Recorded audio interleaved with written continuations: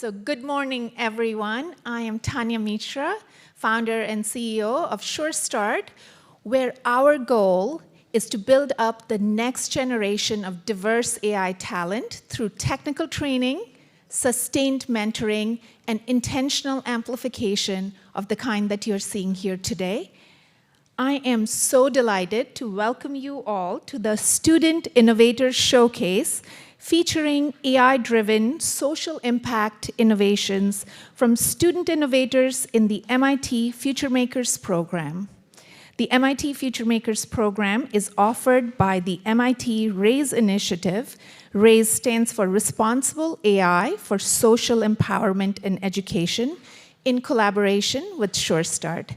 And I would now like to invite my esteemed colleague, amazing collaborator, Dr. Cynthia Breazeal, the Dean for Open Learning at MIT and the Director of RAISE, to share a few words and to formally open the Student Innovation Showcase.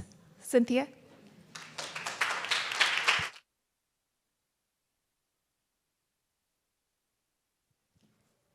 All right, hello everyone. I am so thrilled to welcome you here today, where you can meet some of these just incredible students and the work and the passion they have for using AI to make a better world.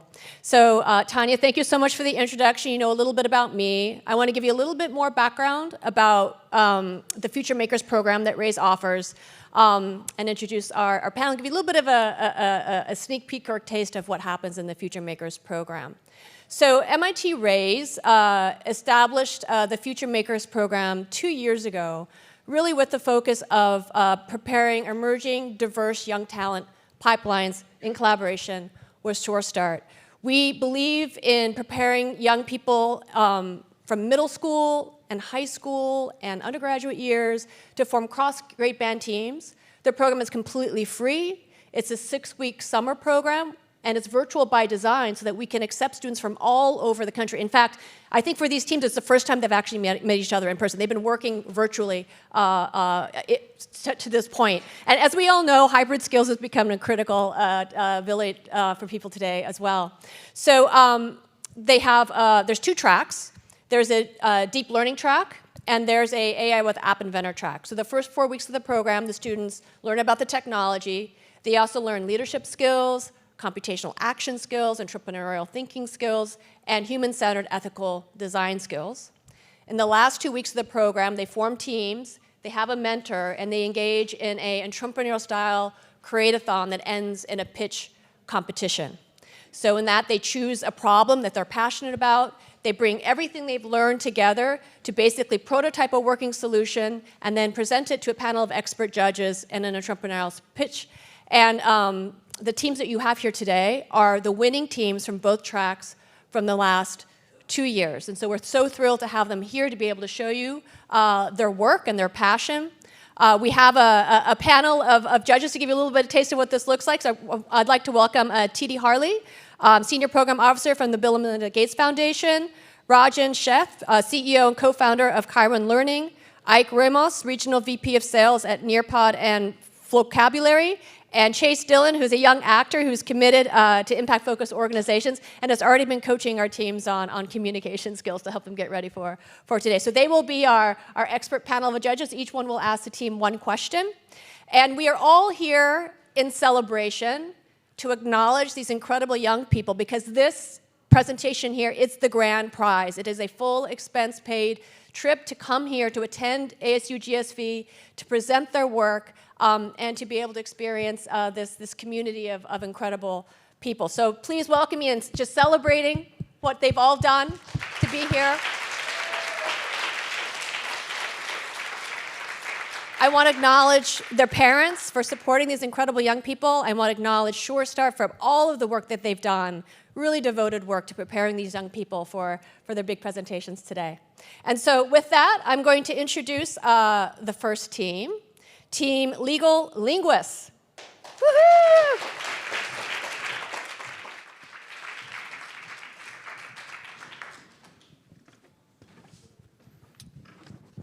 Good morning, everybody. Do we have the clicker? Oh. Okay.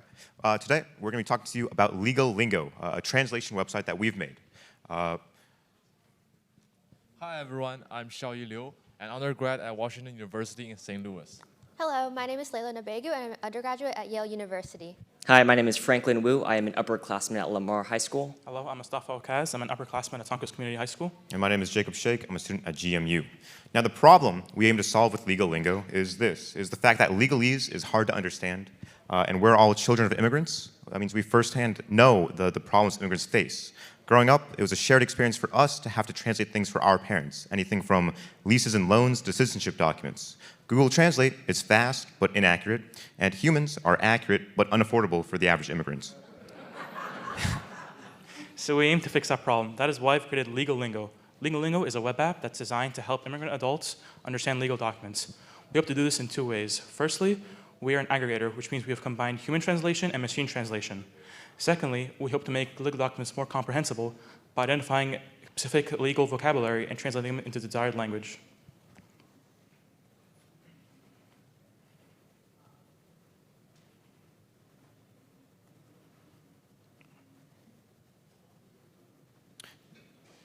This is a prototype video of our websites. This is the landing screen that users see when they log in. This is the Legal Lingo prototype. Individual users can create or log into an existing account. Users have account dashboards where they can manage their documents. Let's look at an example user experience. The user begins by uploading a document and selecting the target language. The user receives a confirmation upon starting the translation process. Our automated translation pipeline will take 4 steps from here, hidden from the user. First, we process the document with AI to locate all legal terms present and define them via an external dictionary. Second, we translate definitions and phrases. Legal Lingo is an aggregator of translation engines. For a particular language pair, we use the strongest available engine. Each translation includes a confidence interval, or how likely that translation is to be accurate. If that interval falls below a certain threshold, a professional translator resolves it in the 3rd step. Finally, a professional translator certifies the translation. Within 12 to 36 hours, the user has a certified translation. Legal Lingo also maintains a database of what is changed by human translators to improve our service dynamically. So let's just say a person recently moved to the United States and they're looking for a job. However, they have to sign a dense employment contract and they don't know enough English to understand the contract alone. So they have 3 different options. First, they can either blindly sign the contract, which is obviously very risky, or they could get a friend who speaks English, which may not necessarily be the most useful for enhancing full comprehension of the document. Or they could also use an existing translation system, which in its best case scenario is only 80 to 90% accurate, and it's likely that the key legal terminology mistakes will be made in the 10 to 20% of mistranslations. But what if they could use a platform such as Legal Lingo? All they would have to do is upload their document to the translation website, and the translation module would translate the document using the best API for the language that they're hoping to get their document translated into. For translations beneath a certain threshold of accuracy, such as 85%, human translators will confirm the translation within 12 to 36 hours. And aside from that, the human translators will also compile a database of commonly mistranslated terms so that our model can be improved in the future. Our competitors are machine translators and human experts. This graph shows how Legal Lingo, highlighted in green, surpasses our competitors in blue and red. Machine translation is fast and free, but they can be inaccurate. Multilingual lawyers, on the other hand, are more expensive and take more time. In contrast, Legal Lingo is a versatile all-rounder that aggregates and synthesizes. By combining large language models such as ChatGPT with the state-of-the-art data set that we maintain, we can create output that not only translates the content as is, but also enhances people's understanding of a legal document they are working with. This allows our users to effortlessly traverse a complex multilingual environment with confidence. Legal Lingo is built for both individuals and enterprises. 44% of US immigrants do not grow up speaking English, and that puts them at a disadvantage in employment issues and legal disputes. In fact, even native speakers often have trouble working through legal documents because understanding them require a level of knowledge that goes beyond simply knowing the language.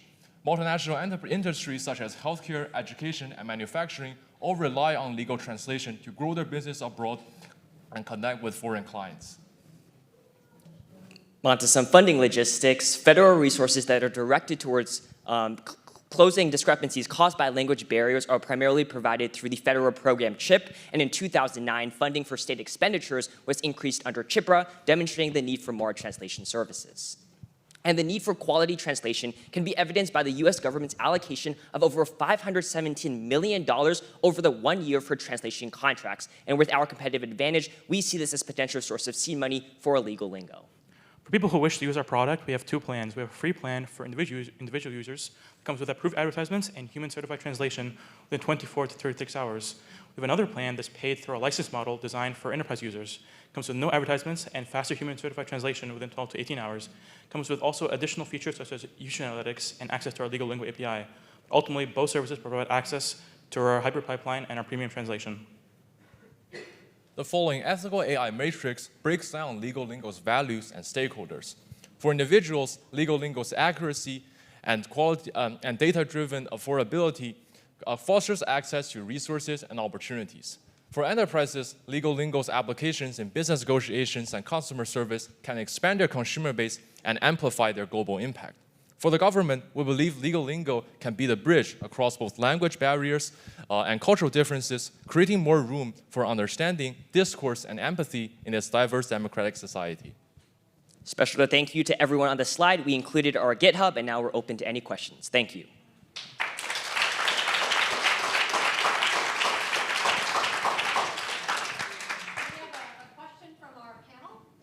Yep, morning.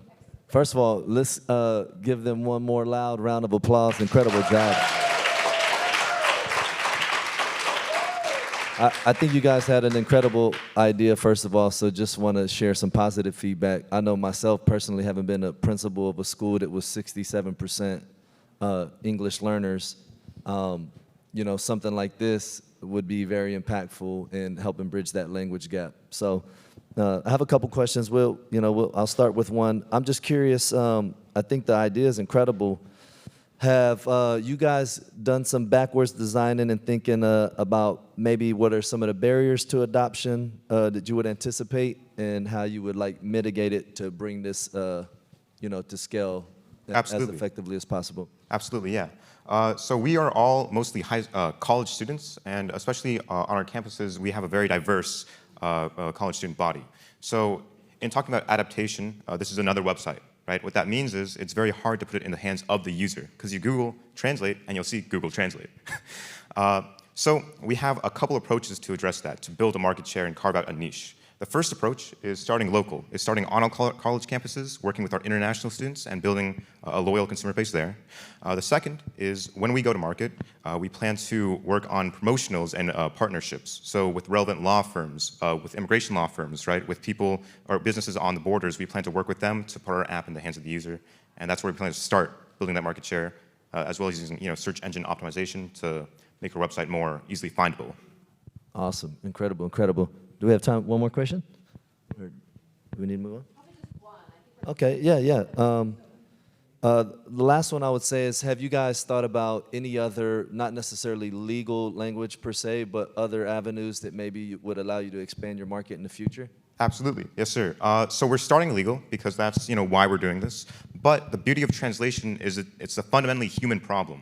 So anywhere that you work with complex terminology, in engineering, in medicine, in any professional field, is an opportunity to branch out. And so while we're starting with legal language, we do plan to extend to first medical language. For example, when you get an email from your doctor that says, hey, you have this condition, we plan to make a browser plugin where you can hover over that word and it gives you an easy, abstracted definition. Awesome, thank you.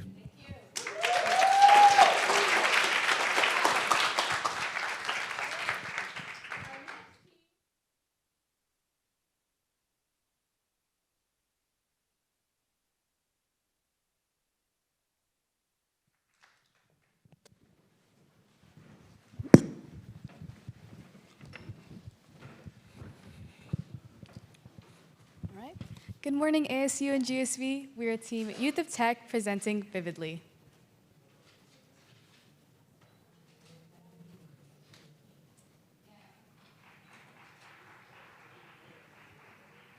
No. No. No. No. No. No. I really don't feel that comfortable talking to my parents about my mental health. I have a lot of trouble bringing up personal topics, so our conversations never go that deep. This is the story of one of the teens we interviewed. However, they're not the only individual who feels this way. According to a study by UNICEF, 1 in 7 adolescents suffer from a mental disorder, and without proper support, this could lead to long-term negative consequences. Our survey of 100 teenagers revealed that a significant majority do not feel comfortable sharing their thoughts and feelings with their parents. Many parents also reported feeling the same way. Our surveys indicate that over 70% of them feel disconnected from their children. This highlights a true difficulty many families face in discussing or addressing mental health concerns. Luckily, we're here to fix that, one check-in at a time. I'm Ian. I'm Mishra. I'm Catherine. I'm Christopher. And our solution is Vividly. Vividly is a platform for teenagers and their parents to interact through technology without the anxiety or fear associated with confrontation. Through our app, parents can curate questions for our official AI therapist, Vivi. Every day, Vivi will check in with the children to ask them a series of questions and report their responses back to the parents. You might be wondering what makes Vividly unique. Well, unlike other communication apps, Vivi has the ability to generate its own questions that encourage children to elaborate on their previous responses. While services like Google Forms provide basic surveys, Vividly can replicate a real conversation by expanding the check-in beyond its primary questions. Vivi's teddy bear appearance also represents a trusted companion with whom we shared our deepest feelings with in childhood, making it a comforting and familiar presence for users to share their thoughts and open up honestly. These minor details create a huge difference, making the experience feel less like a survey and more like a conversation with a therapist. Now let's walk through how the most important functions work inside the app. Vivi allows for 2 separate roles. Parents and children each contain their own features. Upon opening Vividly, existing users can select the parent or child icon on the profile screen and log in with their details. The parents then can add or delete questions to their liking, effectively managing their delivery. Switching to the child's point of view, they'll be prompted to choose an emotion to describe how they're feeling upon logging in. Next, Vivi will ask the questions that the parents have previously assigned and additionally prompt for elaboration on the child's responses. Now that the child is done with their check-in, their responses will immediately be sent to the parents. Along with the check-in feature, Vividly also has resources accessible within the app, as there's a button that leads to the National Suicide Hotline and a page filled with mental health resources. During our research, we tried to find mental health apps that were similar to our idea. After our exploration, we see these 4 apps as our closest competitors. These apps are Manatee, Reflectly, Wellbut Health, and Wysa. Manatee offers child therapy and parent coaching, while Reflectly allows individuals to journal and reflect on their thoughts daily. Both Wellbut Health and Wysa are both therapist chatbot apps that provide mental health care. All these apps can improve mental health in children's lives, but none of these apps offer direct communication. This key function is missing in nearly every mental health or family app. Vividly is the only application that offers direct communication for families. Going from prototype to an actual product on the market will take many steps. Our latest prototype, developed using MIT App Inventor, has been instrumental in bringing our vision to life. However, to manage larger server loads and protect our users' sensitive data, we plan to host our app on a more robust and secure platform. Currently, Vivi uses a rotation of pre-made questions to ask for elaboration, but we aim for AI to generate unique follow-up conversations. With the use of enhanced machine learning, Vividly has the potential to detect emotions and signs of suicide while learning from prior conversations to make future discussions even more personal. Vividly's uses could even be expanded outside of families, for example, in schools and workplaces. In those settings, honest opinions and feedback are key to creating successful working environments. Often, the best way to receive truly accurate feedback is to interview each worker or student. However, face-to-face consultations can be tiring and repetitive, and many might not respond honestly due to the in-the-moment pressures. But thanks to Vividly, parents, teachers, and even managers can conduct hundreds of genuine conversations through the simple click of a button. To make these improvements come to life, we need investments and a stable revenue for our app. Some financial plans we discussed are grants, investors, crowdfunding campaigns, and implementing a low-cost subscription model for our app. Even with their subscription plan, Vividly will remain accessible through its affordable price, while guaranteeing our users their privacy that they need by excluding ads. During Vividly's creation, we considered ethical parameters and effects. For example, Vividly positively impacts the well-being of children by creating a unique, pressure-free environment for communication. Currently, Vividly's main stakeholders are parents and children. However, considering Vividly's potential growth, educators could become future users. In our generation, parents and children often don't address mental health in conversations. However, by utilizing the innovative approach of Vividly, parents can take proactive measures to bridge communication gaps and create a safe environment where children can express their feelings. Thank you for listening. We're happy to answer any questions. Thank you. Thank you. All right, great job. All right, do we have a question by our panel for Team Youth of Tech? All right, Chase. Very good job, by the way. I'm curious of the backstory about this. How did you guys come together and brainstorm about how this app would come about, and how did you, did something happen, or did you just want to help kids around the world to express themselves and to help themselves? So, I feel like it was definitely a group effort in terms of brainstorming for this app, but I feel like the main reason behind this app was, especially in this generation, like post-COVID, there's been so many families where there's just lack of communication, and it's just very hard for children to reach out to their parents. And we don't mean for this app to actually replace communication within families, but it's to facilitate it. So it would be the first step in terms of helping children become comfortable communicating with their parents online, which will eventually allow them to communicate better in person. And yeah, we just wanted to help families around the world do that. that's cool. I like it. I like it really a lot. Thank you. Thank you.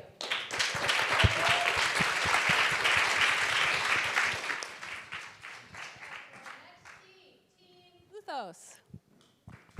Woo!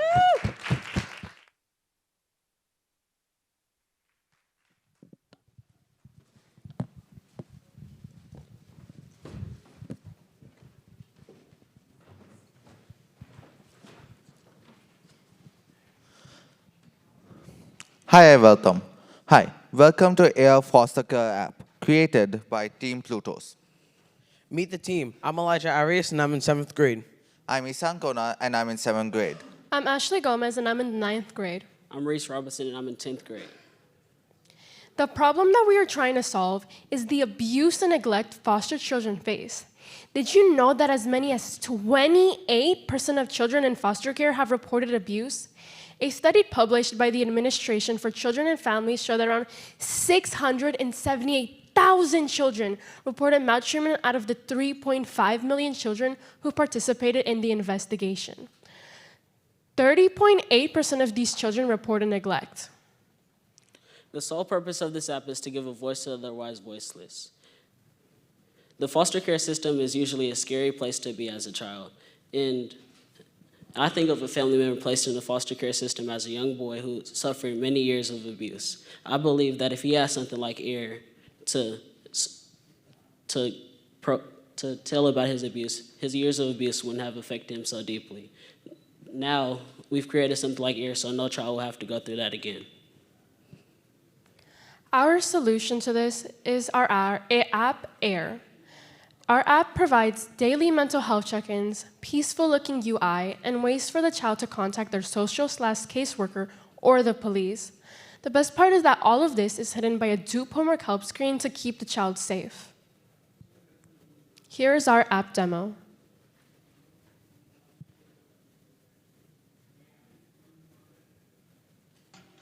Hi everyone, here is our app demo. As you can see, this is the login page or the sign up. So this is where the agent or the student can create a new account. It's the home page where it will list out all the users like alert, chat, emotion, and the homework helper. So first, here's the homework helper or the dupe screen. This is where the child can go to in emergencies to hide that they were reporting their parents or just using. Now here's the alert page where the child can contact 911 or other emergency services.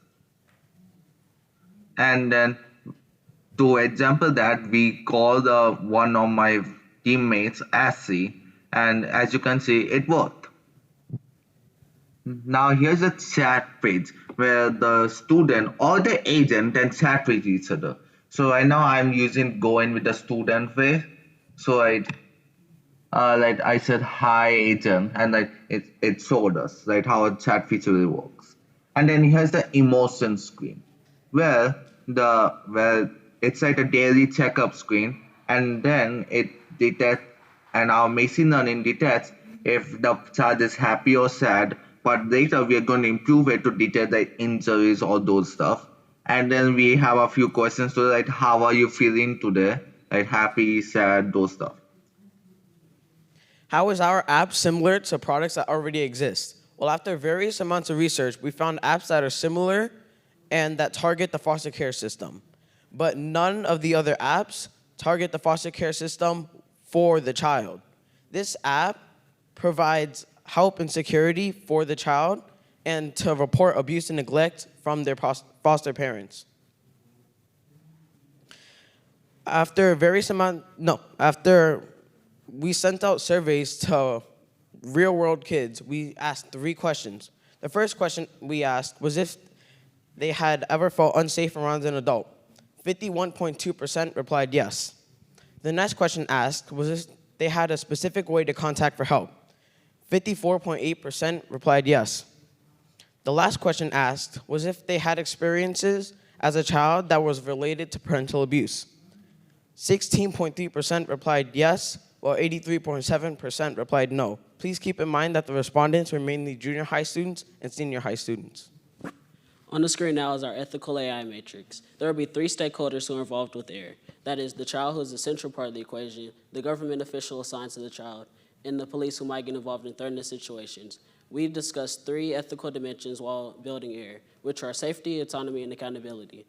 While these 3 dimensions affect the child directly while also affecting the other stakeholders. Here are the future technical improvements. First, we will need to improve the face detection AI to spot bruises on the person's face. We'll also need to allow the social worker to see a file on the assigned child. We'll also need to update the emotion screen and also improve the UI of our app. How do we make our prototype a product? We need to partner with other businesses and organizations and enable foster children to have access to a smart device and make our OS compatible with different devices. Thank you, everyone. Special thanks to MIT Raise, SureStart, Jeff Fiddick, Dr. Taniya, Mishra, and Erica Corral. Also, special thanks to Vice Data Center 7th grade students, Silver Prep students, Rounded Senior High School students, and Crossover Prep School students for filling out the survey. Now we get questions.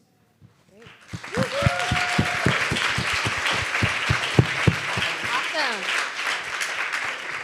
All right, and now a question from our panel.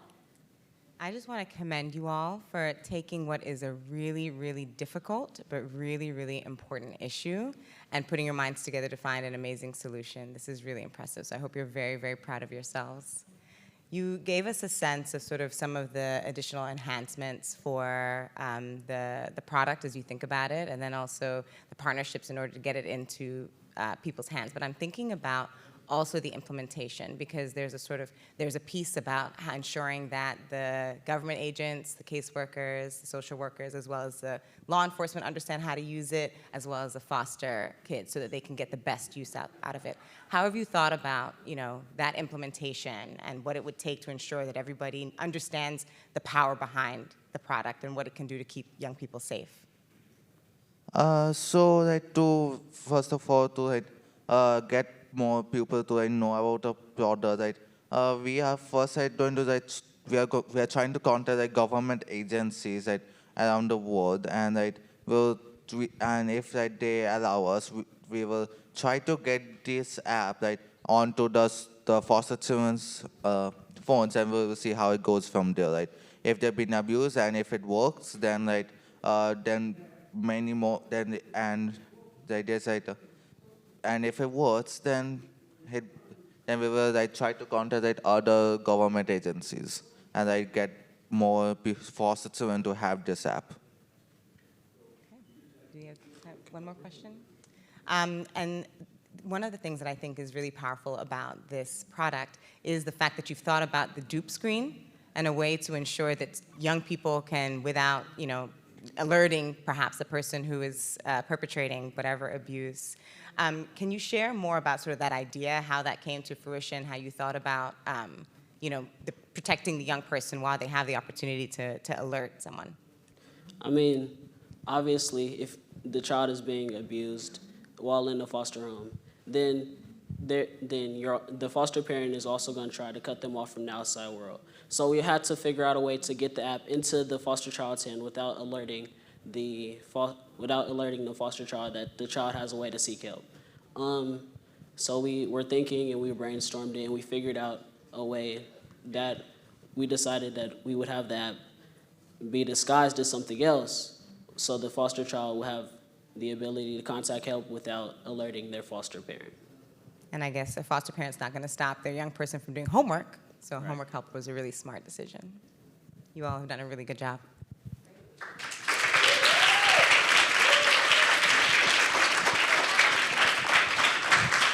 Our fourth team presenting today is Team Code Blue.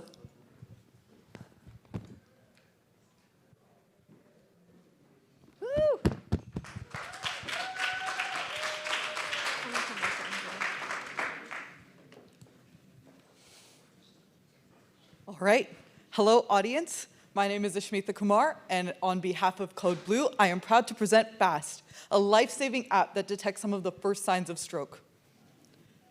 These are my teammates, Erica Corral and June Luther. Did you know that every 40 seconds, someone has a stroke? That every 4 minutes, someone dies of one? Strokes are the leading cause of disability and death in the world. Yet, over 60% of people cannot identify the major signs. All of these statistics are true, but the decision to code this app was far more personal for me. My grandfather was hit with a series of strokes before I was born that robbed his speech and identity. While I've heard stories of the man he used to be, in my memory, he is helpless, unable to recognize his own family members. I was terrified then when 2 years ago, half my dad's face started drooping. Despite being highly educated, despite seeing these symptoms happen to his own father, my dad did not go to the hospital. We were lucky that it was Bell's palsy, but it got me thinking. If over 60% of people cannot identify the major signs of stroke, and those that do put off treatment, what then? The result was FAST. The FAST prototype is a web application designed to catch stroke symptoms early, way before long-term damage is done. Anyone can use the app, but it is designed specifically for those who are concerned with the risk of stroke.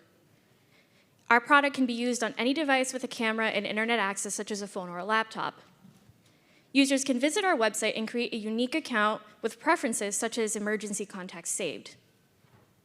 Users can then submit facial images and speech samples to be tested and receive immediate results. If there is a strong likelihood of stroke detected, users will be prompted to call 911 and their saved emergency contact will be notified immediately.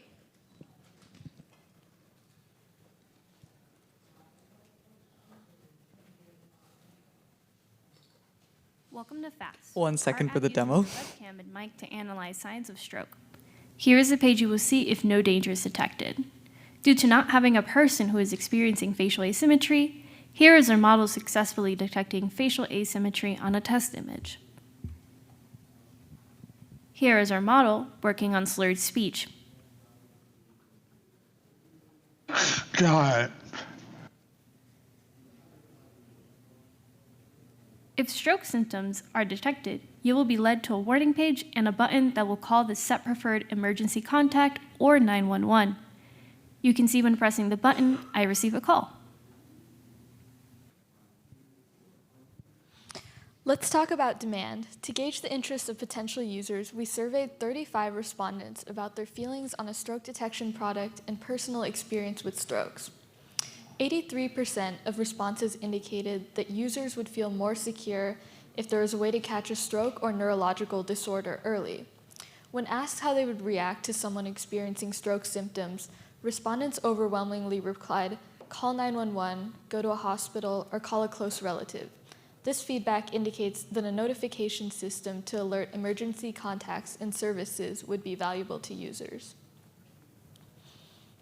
June has told you about the market. Now I'm going to talk about its novelty and future improvements. When it comes to AI in medicine, the possibilities are virtually infinite. Because AI is so powerful, researchers are now publishing papers on the potential use of AI to detect facial paralysis before a stroke occurs. Apps like Face-to-Face and Face Rehab focus on patient recovery after they have experienced a stroke. However, unlike the rest, FAST provides an accessible product that proactively detects stroke symptoms so that users can seek treatment sooner. We all spend a lot of time in front of a mirror or a screen, FaceTime, Zoom. If we can take 15 seconds to estimate if all is well, can you imagine? To see how stakeholders would be affected by our product, we have created this ethical AI matrix. We see the main stakeholders as patients, their families, and medical professionals, and have identified the categories of concern as transparency, harm reduction, and benefits increase. Patients are the users of this app who want to monitor their health and may be at risk of stroke. Their concern is with the transparency of our product, especially when handling sensitive data. Medical professionals want to ensure patient safety, but not be overwhelmed by false positive results from our product. Families of patients want the reassurance that their loved one has an extra measure of safety to assist them in case of stroke. And on to Ashmita. Thanks, June. Our main concern for now is moving from prototype to product. Our first concern is improving our models. As you know, neural networks require a vast amount of diverse data, which we simply didn't have access to while prototyping. We would need to obtain that data. Our next step is becoming market ready. In order to do this, we were thinking we should partner with hospitals, for example, Kaiser Permanente. Hospitals like these often actually partner with other health apps, for example, Calm for mental health. This could start off as another app just to check in. Finally, our next decision is to make it paid or free. We would like it to be free, but we aren't naive. There is a way to approach this without ads, though. It costs $33 billion a year to pay for the long-term effects of stroke. Insurance companies would love to mitigate those costs by supporting an app that proactively detects it. Another way is to get it incorporated as part of a bigger brand. For example, Apple devices have built-in plugins like crash detection and fall detection. They don't make money off these plugins, but it is a reason why people buy their apps. By selling it to them, we could keep this product free for everyone. Our hope is that our app can save lives, preventing the all-too-common occurrence of strokes that destroy the lives of stroke patients and their families. On behalf of Code Blue, I would like to thank SureStart and MIT Raise for teaching and mentoring us, ASU+GSV for giving us this platform to speak, and you, the audience, for listening. We welcome any questions or comments.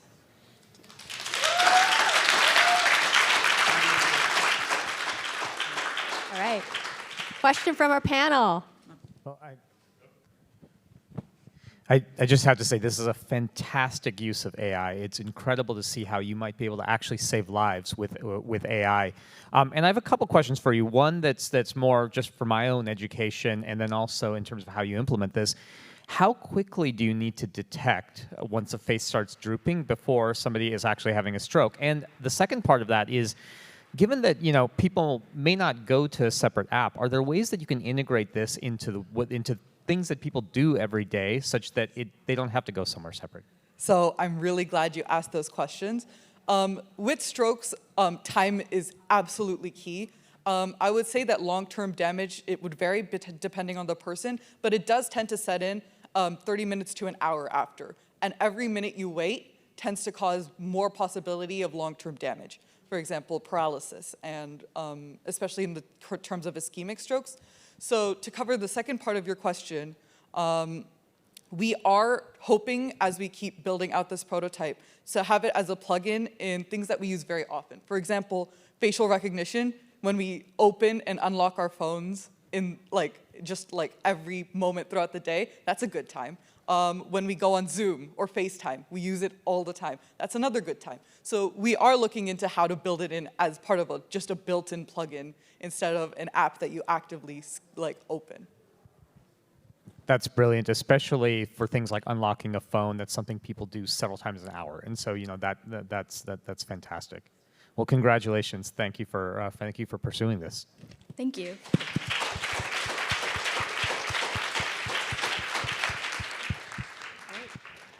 All right, well, thank you, everyone. This concludes our session. Please join me in a welcoming round, a round of applause to celebrate and acknowledge the incredible work these young people have done. Great.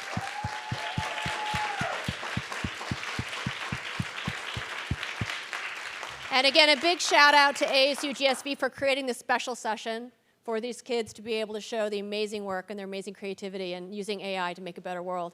So great, thank you so much. They're here to interact with you. Please feel free to ask questions. I'm sure they'll give you their business card. Be happy to take investments, I'm sure. So, so please engage. Thank you so much.